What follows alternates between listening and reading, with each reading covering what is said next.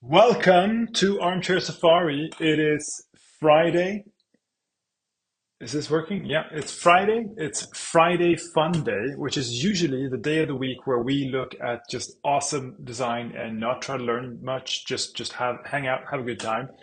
Today was going to be one of those days, but something happened this week that we're going to address that instead. And we're gonna come back to like a recurring gag on this channel. I talked a few weeks ago about the fact that whenever Pentagram, the design studio from America, gets involved in a brand, they tend to refresh it into just a bland sans serif font. I'm pretty sure this one was not Pentagram, but brands, as we've talked about, as we're going to talk about before, are really, really important. They set the tone of your company. They provide a promise for what the company is. They give a character that people can get a feeling for and feel like they can get involved with. Well, this is how you destroy that character. So these are a couple of great examples of when you're taking a logo that has all of this really interesting character and you're just making a bland sans serif font out of it. Many of these cases, or some of them, like Google, it doesn't matter because the brand is so well known. You're interacting with it so often that it doesn't need to have a strong signal. It doesn't need to have a strong word mark to portray the brand because you already know what the brand is. But some things don't have that. And some things that have been around for a very, very long time, they're so intertwined with their brand that you can't really just stop because then it would look weird. Like changing the Pepsi logo or changing the Coca-Cola logo would be really, really dangerous because you could really mess up your sales because people have a strong relation to that. This is true for a lot of the like long-term brands and especially the luxury brands. So imagine if you have something like a luxury car brand. Would you mess with their logo? Would you mess with their brand? Would you make it a bland, shitty sans serif like this? This week, Jaguar released a rebrand and they went from an incredibly iconic Jaguar with a typeface which has looked different over the years, but has always tried to be like a motion blurred out sort of thing. They've gone from that to becoming a sans serif, but it doesn't end there. It's worse. They've also taken this, one of the most iconic possible badges on cars ever, an actual growling Jaguar, and turned it into this, which is just, could be anything, don't know what that is, has absolutely nothing to do with speed or power or nothing. Very, very interesting.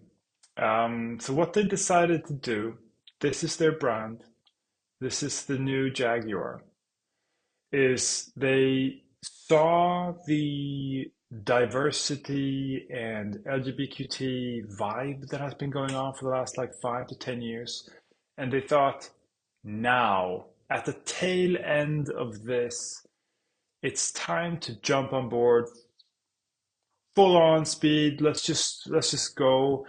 Even though it seems to be getting less popular right now, let's just jump at it and try to seize the old just as it's becoming tired and boring. And for luxury heritage sports car, what you really want to do is just go out and say, copy nothing, delete ordinary, and then have this crowd of wonks hanging out. Because nothing says luxury, jet set, sports car performance, like some really, really worried faces on people who are dressed incredibly weird in some sort of pink hue. Maybe their new target market is Gen Z vegans. I'm not sure. Um, I'm not sure what this brand is at all now, which is quite surprising since it has been incredibly consistent over the years. But no more, no more consistency, just weird. And they also released this teaser, I guess, of possibly a new car, I guess. It looks like the bad part of the robo-taxi or the robo-cab from Tesla, but I suspect this isn't even a car. I suspect this is a highly, highly, highly edited photo. Maybe, or maybe not even that, to be honest. Maybe it's actually probably just like an artist sketch. Um, yeah. This is so bad. It's so bad. Everyone's talking about it. It's great marketing, but it's not the kind of marketing you want. So before we head up to the weekend, let's remind ourselves like how a strong performance brand might look like over the years. Here we have the original, I don't know if that's the original actually. I think it's the original word mark.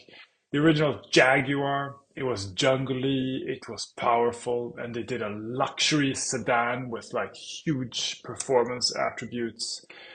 Then they went into their 60s, like still like the font, the text doesn't get into it, right? It's not about the font. It never was about the font. It was always about the performance, the car, the beautiful, incredibly performant, crazy idea of a sports car, a British sports car. And they've made some of the most iconic ones ever. And it's just Jaguar. It jumps at you. It was just always so out there. And it was always focused on what you, as the end consumer, could dream about having the luxury and the power of what they sold. Capture a Jaguar. Its appearance precisely indicates its capability. I mean, domesticated, not declawed. Not my favorite tagline, but it's still pretty good.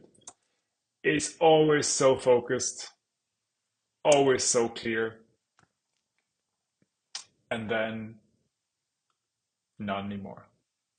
Goodbye, Jaguar, and goodbye, everyone. See you next week. Have a good weekend. Have fun this weekend, and don't worry. Um, like if someone can pour millions and millions and millions into a rebrand like this, you are going to make it. Have a good one.